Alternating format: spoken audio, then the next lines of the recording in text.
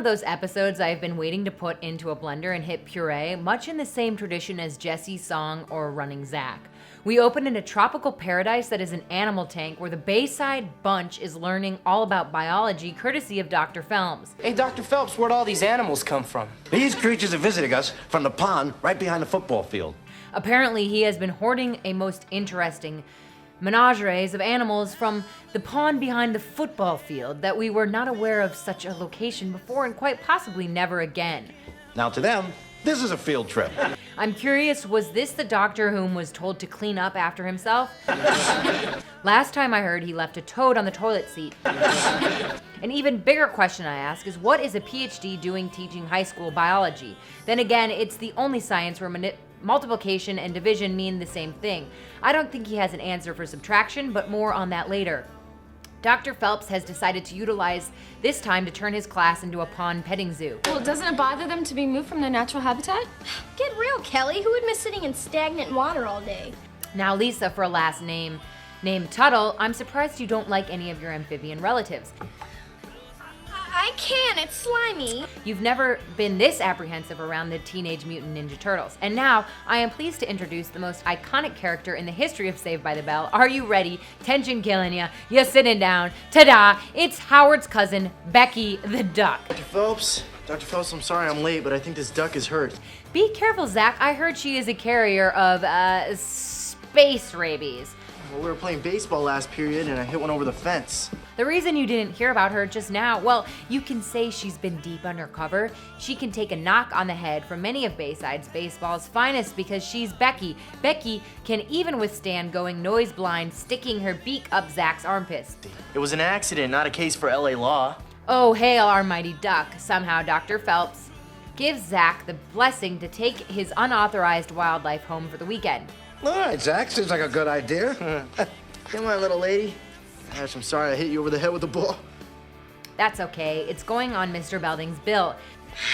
He'll soon be crying foul. Speak of the devil, Mr. Belding has some sort of deja vu homecoming feeling, as if that is the same duck whom saved him from crazy-ass Milo back a JFK junior high. Becky! Becky, is that you? Mr. Belding even acknowledges she's a badass because no matter how hard he tries, he will never be as cool as this duck. Are you sure you didn't hit him in the head with a ball first set? Becky and the rest all share a meal at the Mac. Becky, what would you like for lunch? Don't be shy. I'm surprised Becky was even admitted without being made into an entree.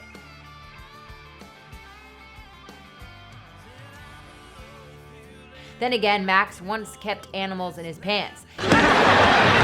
Slater then comes rushing in with news of Bayside springing oil while attempting to put in the new football goalposts. Oh, you see? That's what happens when man alters the natural order of the environment. The gang is all in denial that the school actually struck oil, but have one of their pink fantasies of what it would be like if they actually struck oil. Yeah, we'd be the richest school in the world.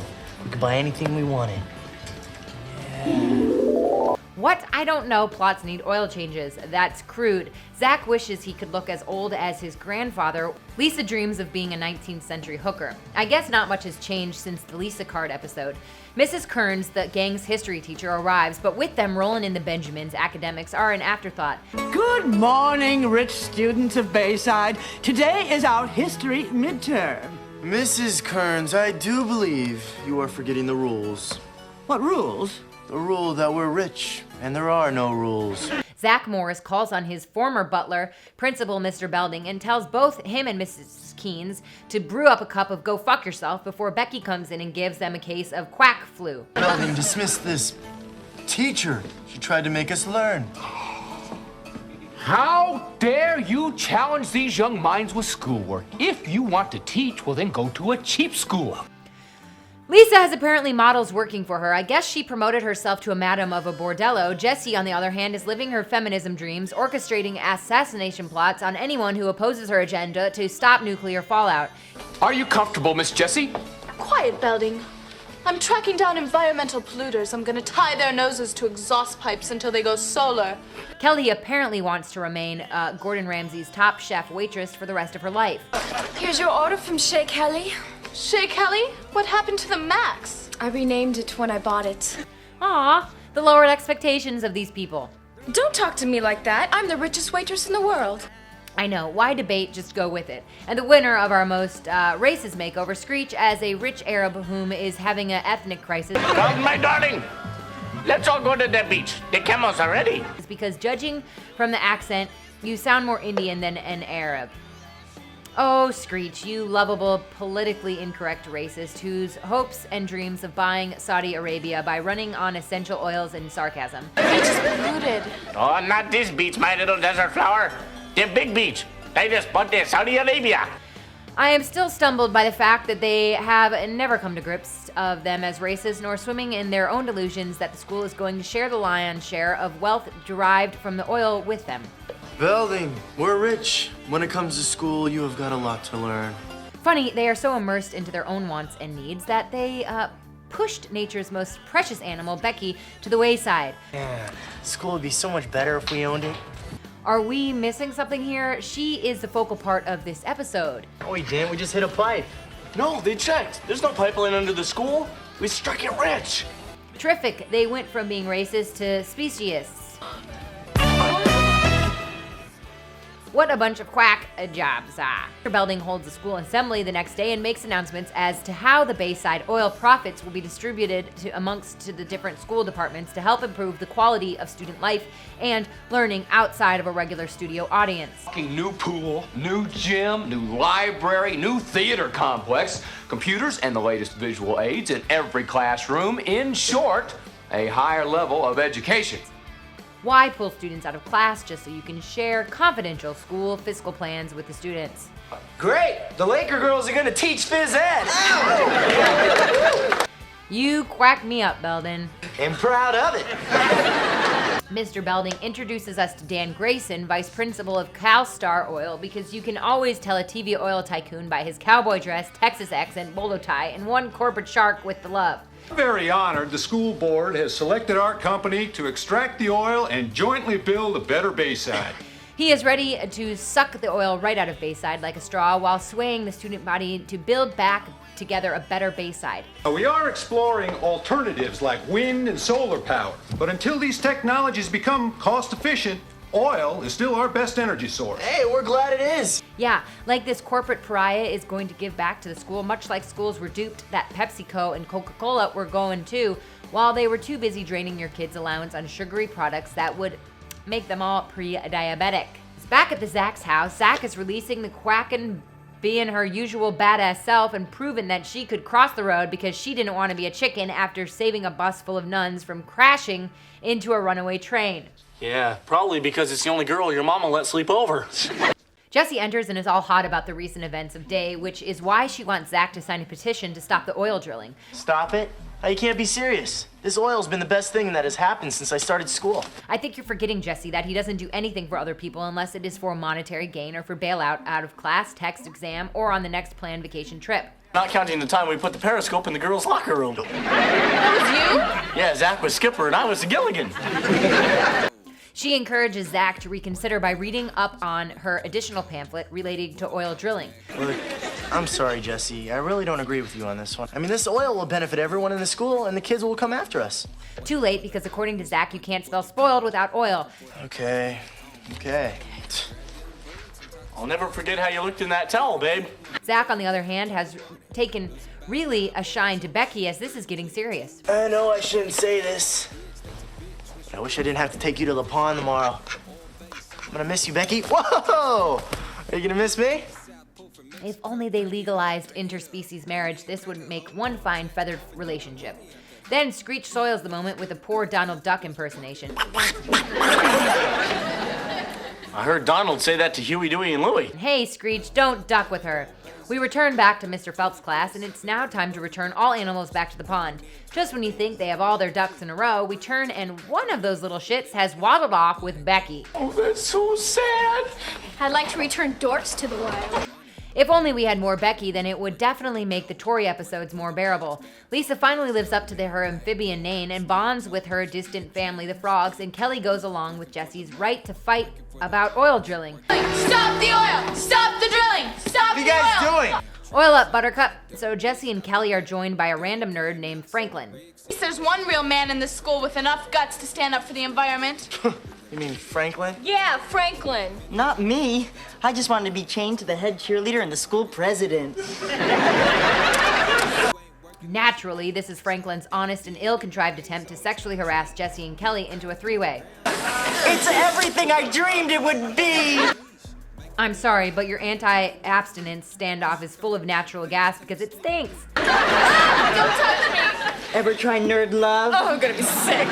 Before Franklin has an oilgasm, Mr. Belding orders the three to the office, but that's not until he notices Franklin swallowed the key. He swallowed it. You babes are his. All he has to do is whip out his love gloves and they will all be in one sticky situation. That's when Lisa comes in and keeps clean and warns them of the oil spill. CalStar Oil, changing the world one drop at a time. We return to the locker room. Screech and Zack Morris are getting ready for Jim, and Screech continues to set an unprecedented record for the number of times he can make us go blind in an episode. How do you like it? Why are you dressed like Cher? Slater enters in and informs them about the oil. Oh, what oil spill? Zack suddenly realized that the chances of the oil increases the chances the oil contaminated the local pond because somewhere lying in that lily pond houses Becky. Hey, I don't know. Well, Becky, the animals, we just put them back in the pond. Well, come on, we gotta save them. They seek the assistance of Dr. Phelps, and to no avail, she got stuck in a muck by an enemy she could not conquer. Big oil. Please, sir, show us how to clean her off. She's not moving, Zack. I know she's probably in shock. Just please help us, sir. Well, I'll do what I can, Zack, but... Zack, Becky's dead. Becky's death puts Zack Morris and Screech at the forefront of the Suck My Duck Justice for Becky campaign. Should have listened to you, Jesse. I'm sorry, Becky. It wasn't your fault. Against the CalStar Oil Company, Mr. Belling shrugs it off with the typical corporate BS that it was just an accident. But accidents happen. Accidents happen a lot with oil companies. Then they just slip out of being responsible for them. Oh, Jesse, it's not that simple. With progress, there's often a price to pay. I'm sure Mr. Belding received an official statement in the mail from a CalStar rep stating, "We can't fool Mother Nature, but we can offer you a check for $5,000 if you promise not to sue." People died in the space program. Does that mean that we should stop exploring the universe? Slater, Kelly, and Lisa come and present the very same stock animals as seen in the beginning of the episode. Mr. Belding, we can't let these animals die for nothing. Please, you've got to tell the school board to stop the drilling. Poor guys, but after all, screw them. Justice for Becky. I'll try. Welcome to the evening where CalStar holds a community assembly for the local neighborhood comprised of teachers, students, citizens, the whole shebang. Mr. Grayson presents to the public a newly innovated Bayside under the CalStar directive for a bigger, better tomorrow. As you can see, the new gymnasium will house a separate boys and girls basketball court. Oh, nice model. Surprised they are not in the architecture business. Then again, this is the first time I have seen an aerial view of Bayside at all outside a live studio audience. Over here we have a modern, Olympic-sized swimming pool that will make Shamu jealous. The gang remind Mr. Grayson that there is not enough paper towels in the world. CalStar's favorite quicker picker-upper for the slick spot CalStar by spray painting the pond with oil and setting up oil derricks all over the school model. Having classes in this building right here and look out the window. What are we gonna see? One of these? Oh, what happens if there's a bigger accident and oil gets over everything, just like this? To be honest, I'm not sure if a hazard assessment would have been that one coming. Oh man, this is outrageous! You give me that!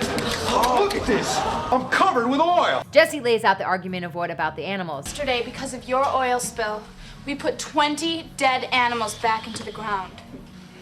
Well, we're sorry about that. Now, it was an accident, and we cleaned it up. Yeah, but can you guarantee that it won't happen again? Just think, CalStar, you could have been one lightning strike away from being the Cuyahoga River spill of 1952.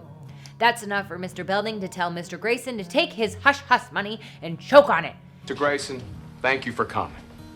We already have a better Bayside. We just didn't know it until now. He then declares oil drilling on Bayside grounds is banned, all because Zack's unorthodox methods of getting shit down that has melted his cold, greedy heart. The gangs all give themselves high fives on another clever, crafty scheme that takes down corporate America. True, I'm all about developing alternative fuel sources, but it does make me want to invest in oil at this present time. Honestly, for producing such a bold statement into the dangers of oil drilling, I'm surprised Saved by the Bell wasn't canceled. Clever touch, I'll let this one pass. What is important more than anything over alternative oil sources, investing in oil, dangers of oil drilling, is Becky. Like Screech said, you are where the oil may no longer hurt you. She was chasing her dreams, but she tripped over reality, and reality drowned her in misery. Rest assured, not a single duck was harmed in the making of this episode. Support animal conservation because, as always, with the price of gas, there are direct and indirect costs to factor in if we want to establish the real price that is paid at the pump.